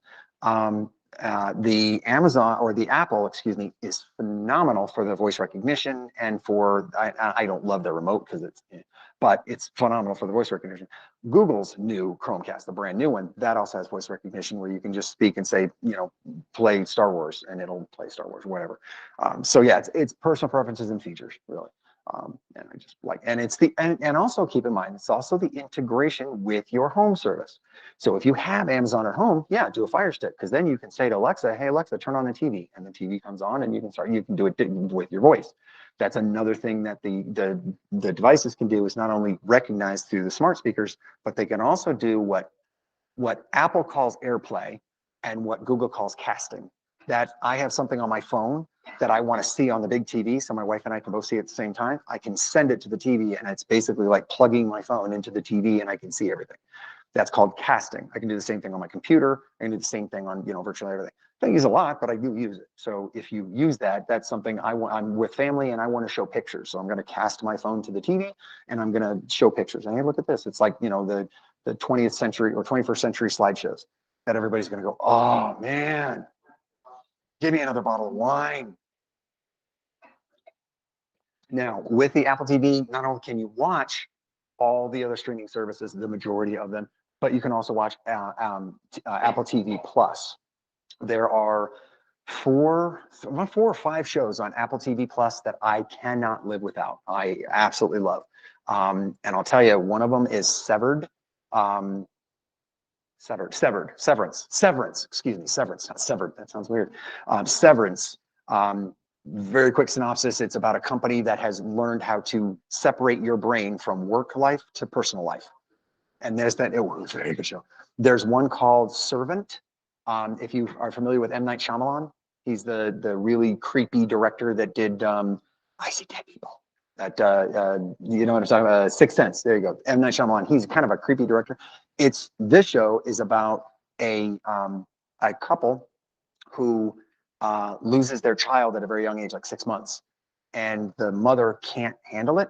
So the psychiatrist gave her a real life, I mean, it looks absolutely real, like doll, that she now believes this doll to be real. And they hire a nanny to take care of the doll. And that's not the weirdest thing that happens in the show. So yeah, so they're really, really good shows. That's really what you're going to get in streaming, more so than just going in to watch a movie. You're going to get television shows, some really, really good ones. I think, oh, Ted Lasso is the other one. You may have heard about Ted Lasso. Didn't think anything of it. Everybody was talking about it. I'm like, I don't care. Oh, I do like Jason Sudeikis, but yeah, I watched like the first 2 episodes. My wife and I binge watched the rest of the show. We just watched almost we just finished it.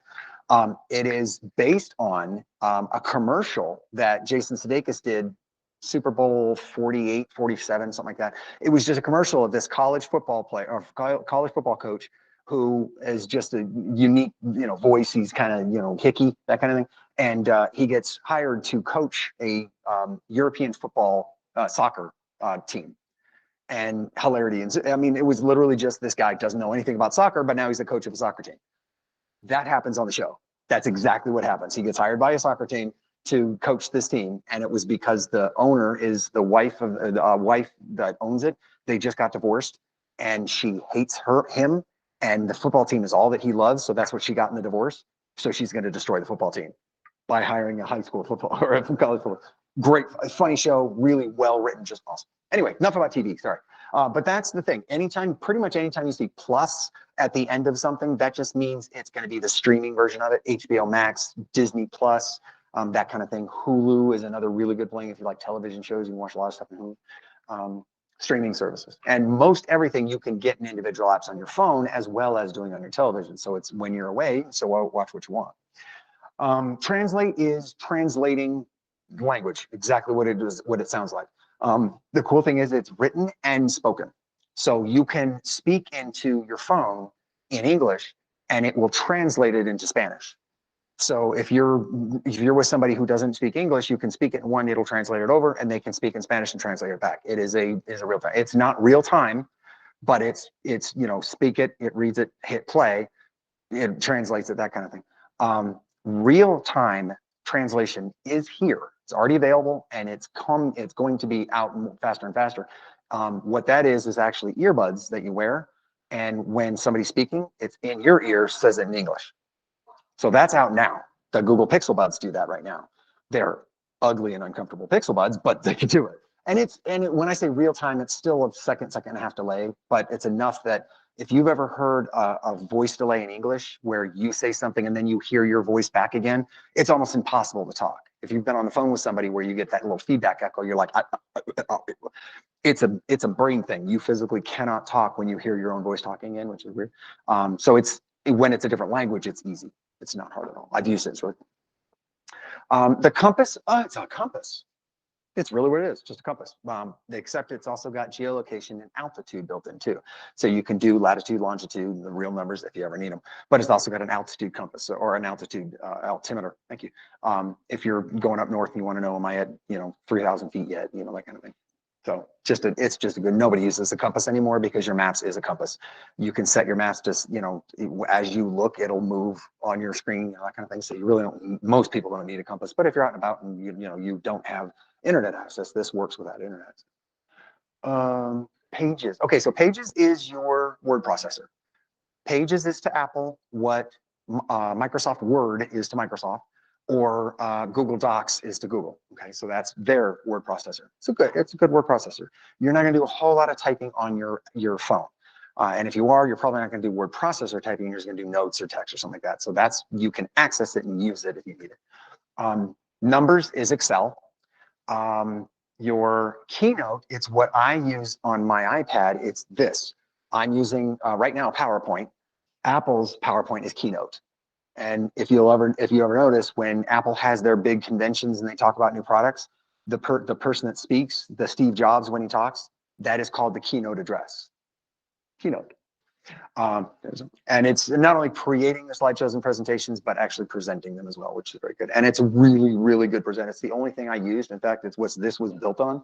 I just transferred it to this format because I'm doing it on a computer so we can be on a video chat and record it. So that's the only reason it's on. Otherwise, it'd be on my Apple, because I connect that Apple to that iPad to this TV, and I can do the keynote right from my iPad, and I don't have to physically, I can walk around, have everything set up.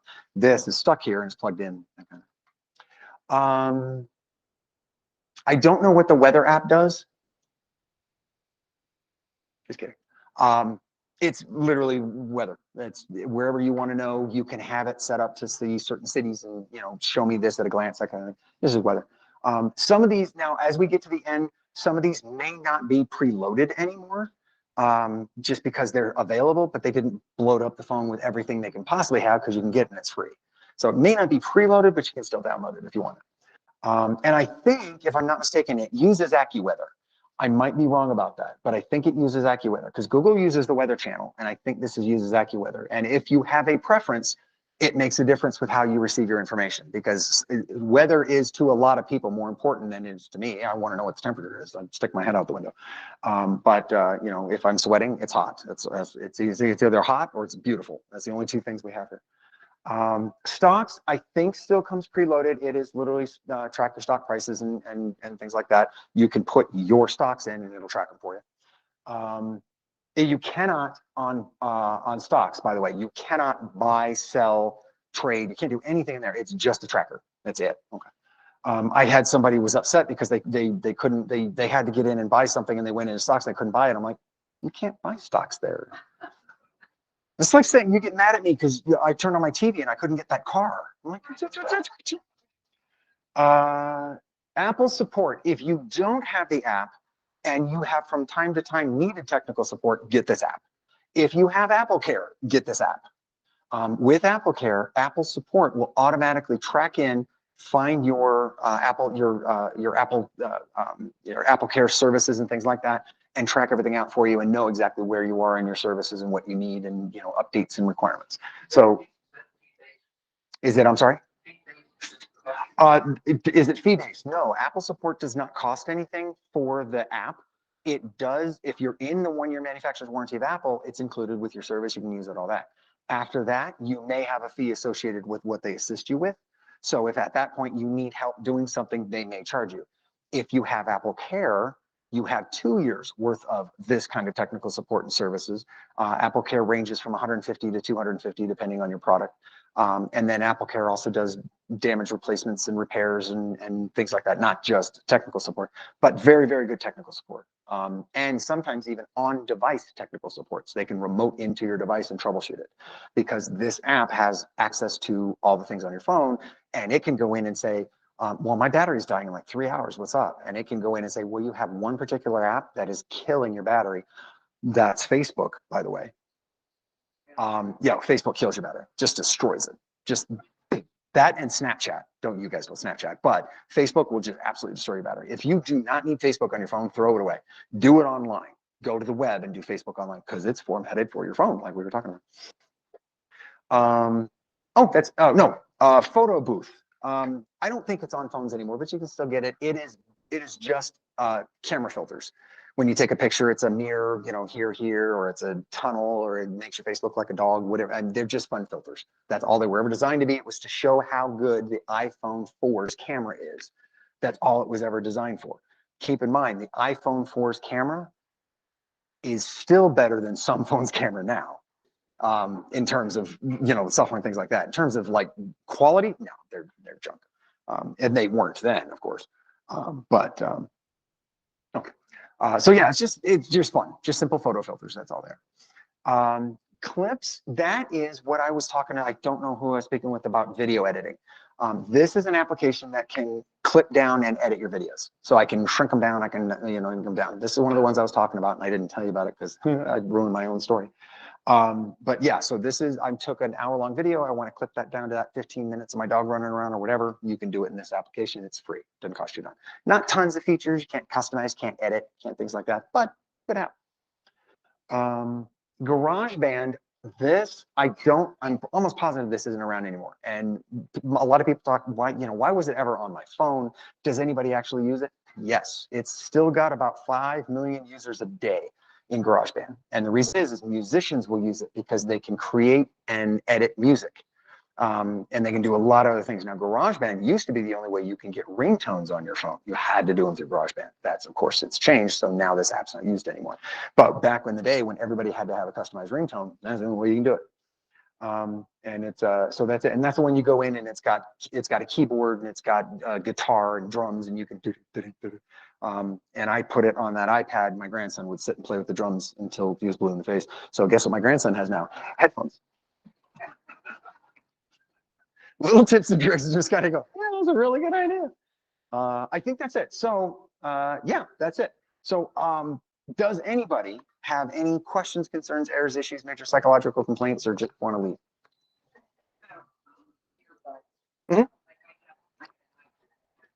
Mm-hmm. Mm-hmm. Come here. No, you do not have to have Apple earbuds. Apple, for example, I have, you guys know I'm an Android user, so my only phone, okay? I have the AirPods Pro, AirPods Pro, I don't know what it is. I've got the AirPods. These work with Android just like with Apple. They work better with Apple than they do with Android because they've got spatial audio and things like that, but I don't care about that. I can use these headphones with any device. Bluetooth is Bluetooth, it doesn't matter. So it works with everything. You find a set that you're comfortable wearing. I like these only when I'm doing things like this because it's not something sitting in my ear heavy. I can, it's very light because it's got a cord. It's got a cord, but still wireless.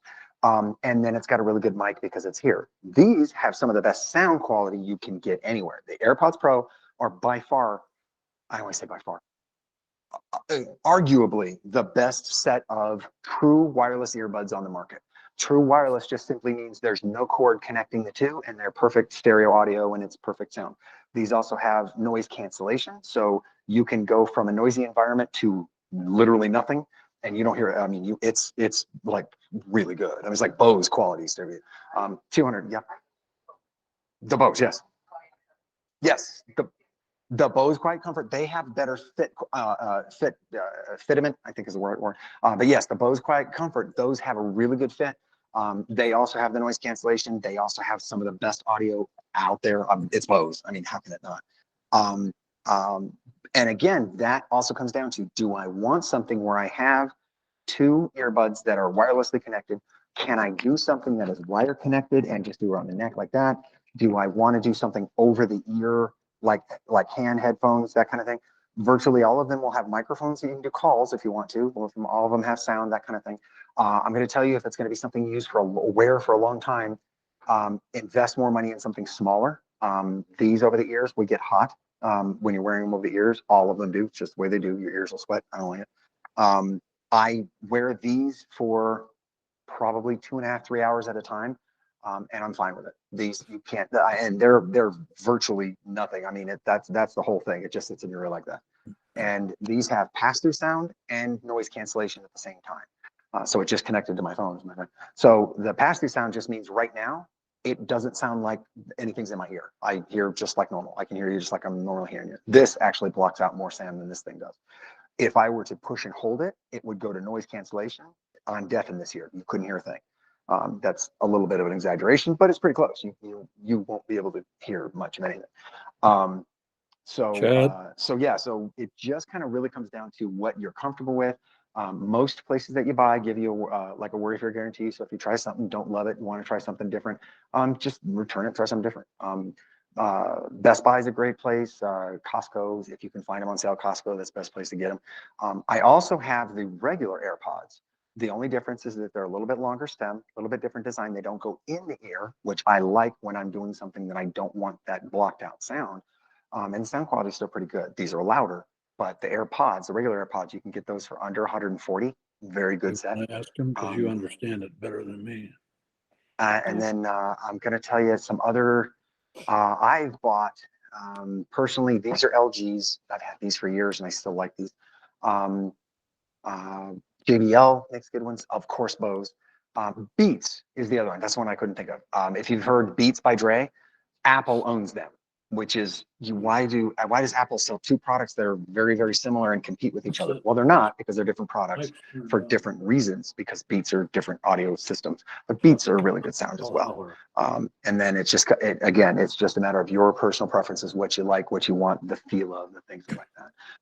If you want to know what AirPods feel like, they are the same as what the earpieces, the wired earpods that you got with your phones back in the iPhone 4 and iPhone 5 days. If you still have a pair of those laying around, put them in your ear, they feel just like AirPods. These are completely different. They have a new set coming out soon that just took this exact same thing and took off the stem. So all it is this that goes straight in your ear, and it almost disappears. It's really cool. And then Google makes a set, Pixel Buds, but it's all just personal preference. But anything works with everything, and they can all pair with each other. Whereas Apple, if you have Apple products, if you get AirPods, the Apple products will switch automatically between your Apple, your iPad, and your phone and your computer. They'll automatically switch around because that's part of that fitment. That's that interconnectivity. Okay. Any other questions? Chad? No problem. Chad? Yes. Yes. Question online here. Yes. Absolutely. I have an Apple Watch 6, and I don't. Mhm. I used to be able to get into my control center by just swiping up, and after the last update, I can't swipe up. How do I unlock it? So her question was on her Apple Watch 6. She used to be able to just swipe up to get to the control center, and now since the software update, she can't do that. I don't know. I'm gonna just lie to you right now and just tell you I really don't know. But on it should be. If you let me ask you this: have you tried just clicking the crown? That's the dial. Uh-huh. And what does that do when you click the dial? It just brings me to the face, and then Okay. it allows me to put in my password or my pass So number. now do it. Okay. So once you Okay, put it in your gives me, password, what it does is after I do all that, it gives me all my apps. It doesn't okay, go so to, because I thought, correct me if I'm wrong, you know what, I don't have an Apple Watch on me. I'm sorry. And what I would say, here's what my best suggestion, because I'm not there with you and obviously I can't see it. I would try just Googling on the online with Apple, just say, can't swipe up on my Apple Watch or controls, because I don't think swiping up was on the control pad. If I Yeah, remember, let me see. it looks like this. The control pad looks like wherever it is, this. Okay. Control Center. and Apple Watch. And according to this, it says to open the control center from the watch face, swipe up. But swiping up doesn't do anything. For some reason, So it's when you locked. swipe up on your, oh, you know what? It might be because it's locked. If your Apple Watch is locked, it's not going to do anything until you unlock it. Right, then I don't know how to unlock it. So if you, well, let me do that. So, unlock Apple Watch.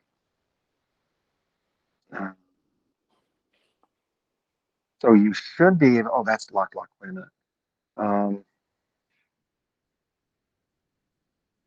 So Apple Watch, you can tap, so you can turn off the passcode on the watch. But where do I go? Settings? I don't know where to go. I don't have a control center thing on the watch. Oh, go to the, okay, go to the Apple Watch app on your phone. Okay, I got that. Okay, tap Apple Watch. passcode. Oh, wait. Apple Watch.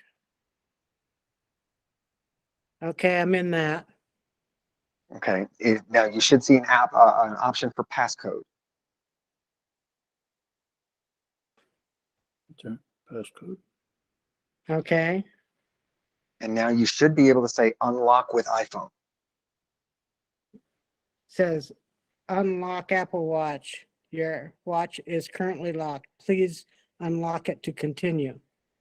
Okay. Okay, and then it says cancel. It does it. Okay, so hold on a this. second. So to unlock, so do me a favor, on your Apple Watch, press either the dial, or just tap it on the dial, or press the button below. One of the two will get you to your passcode, and then you just have to type in the passcode. Then in that section in that phone, you can turn off or tell the phone to automatically unlock your Apple Watch with your phone. Okay. Because the only reason you need to lock your Apple Watch is if you have Apple Pay connected to it. No, I don't have Apple Pay connected. They want me to, but I don't. Yeah, so just when Okay. you set that up, All right, now go let ahead. me see if it. Nope, still not. Mm-mm. The phone Okay, says so it's on, unlocked, but it won't swipe up. Might take a little bit to. the phone says it's on, yeah, unfortunately, without seeing it, knowing, I'm gonna tell you your best bet is to use that support app and see if Okay. you can reach out with a chat line with Apple to see if they can walk you through, because unless seeing it, I wouldn't be able to know, because you can just try some different things on the watch, swipe down, swipe up, swipe left, swipe right, tap twice, you know, those kind of things, and just try to find your unlock, because I'm not familiar enough with the Apple Watch to know how to unlock it on that software update because something changed without actually having it, you know what I mean? Okay. All All right. Well, righty. thank you. Thank you, Chad. Not a problem. My pleasure, guys. Hey, great seminar tonight. Thank you. I appreciate that. Thank you, guys. You take care. Have a great one. I'm going to run through the first few slides with you real quick, if that's okay. I don't mind to. I don't mind. Did you have a question? No. Okay.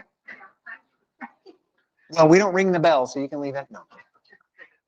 Yeah, we'll just run through real quick just so you can kind of get just the understanding what we did through. Of course, phone is running the phone. That's making for receiving phone calls, things like that. Text and IM. This is where you down everything, Apple Store, 2 million apps. Contacts. Now, this is one thing that we were talking about earlier. In your phone, you get your contacts. So why do I have, so why do I have contacts in my phone app and then a contact app? Okay. The phone contacts goes to the contacts app to get its information. So everything's saved there. You can't do a lot in the phone contact app other than call and text. But in the contact application, that one you can see multiple different accounts. You can edit a lot of different pieces of information at the same time and get more information at the same time. Create, like you could add more content to your messages. Okay, so that's why there's an actual contact app as opposed to the one that is the phone. If you were to go in the contact app and hit call, it's going to open the phone app. Okay, the phone app, when you hit contacts, just gets its information from here. It doesn't open that app. So that's why the difference.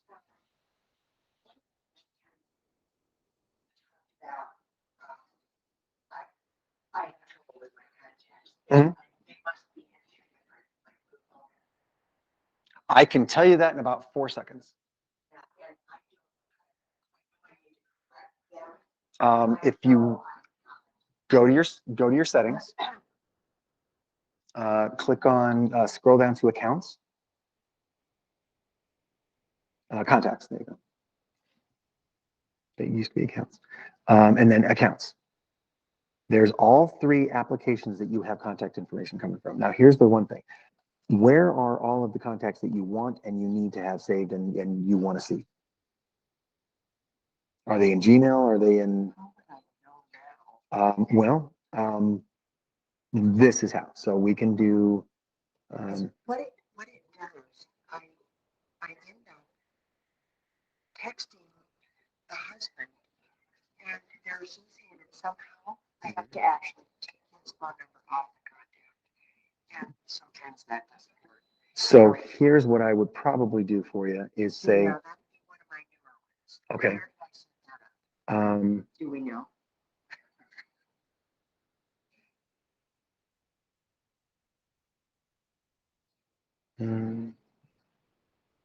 that's going to be yes, cancel. This is how we know.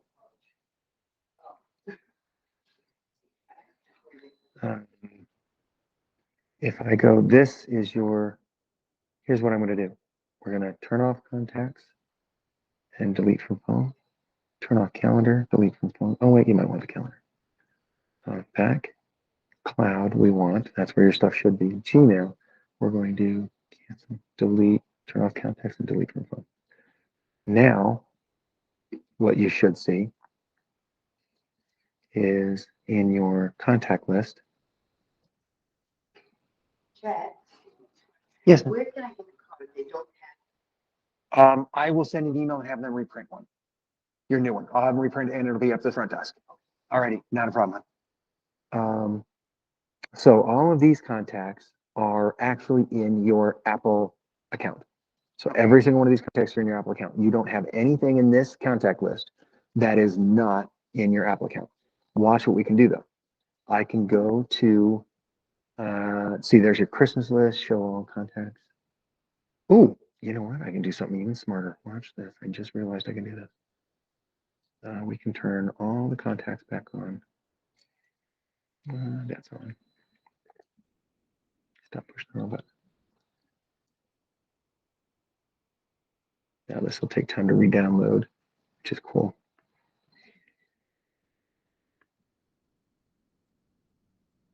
See, now if you'll notice, there's all of your accounts together. You can say turn off those and show me what's in my mail. There's nothing in Gmail. Okay.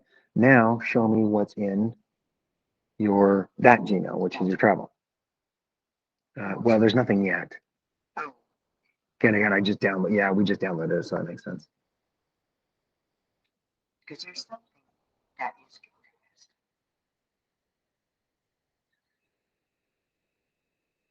And I thought I understood what to do when I put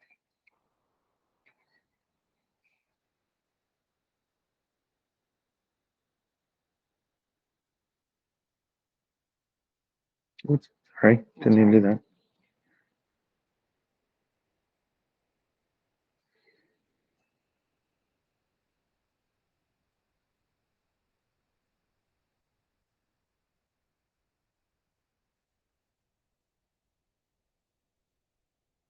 Wow, there's nothing in these. Or you think they would have? No, all your contacts are actually here. So let me see. Yeah. So this is in your Christmas group, Okay, which is just a group in contacts. right. And So then, that wouldn't double anybody up or mingle them, would it? no, shouldn't.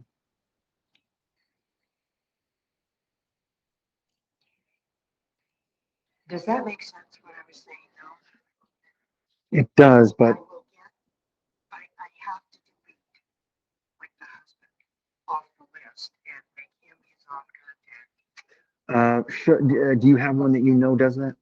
No, Okay. the ones I had trouble with, I deleted. I think what you may have done is you might have had a lot of contacts in here and then you hit link and then linked two that had the same number or something like that. Like hypothetically, you have Bob and Marianne and they both have the exact same phone number. So it throws it, but the thing is if they have the same home number and they have a different cell phone numbers, if you tell the phone, link them, they put them together. So you got Bob and Marianne, home, mobile, mobile. Does that make sense? So it synchronizes them because it found enough.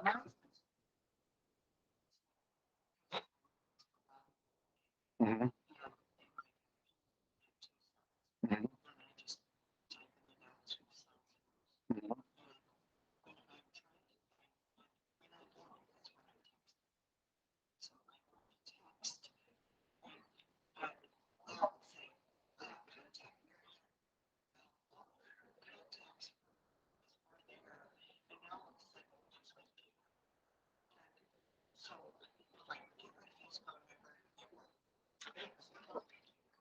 Um,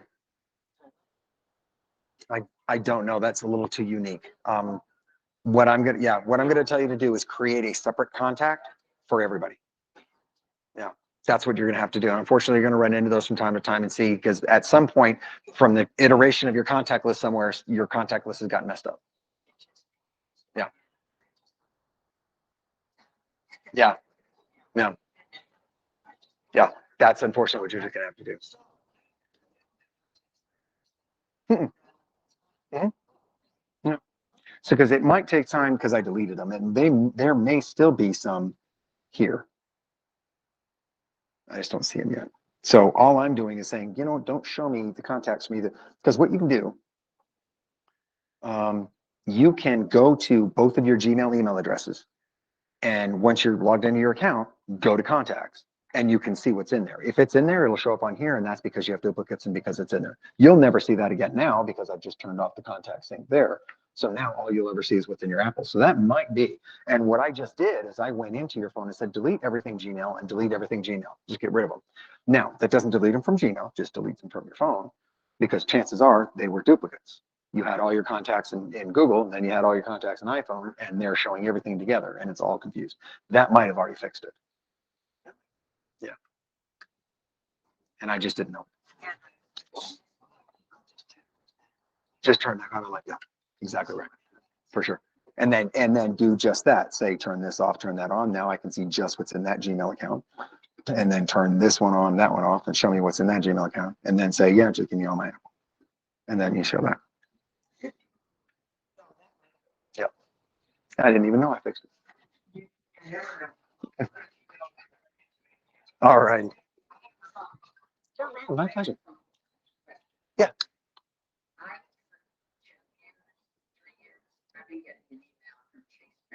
Yeah.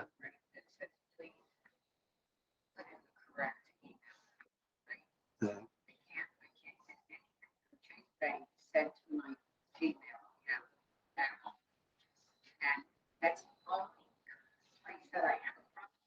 Chase can't send you, no, they're sending to that email address, but you're not getting them?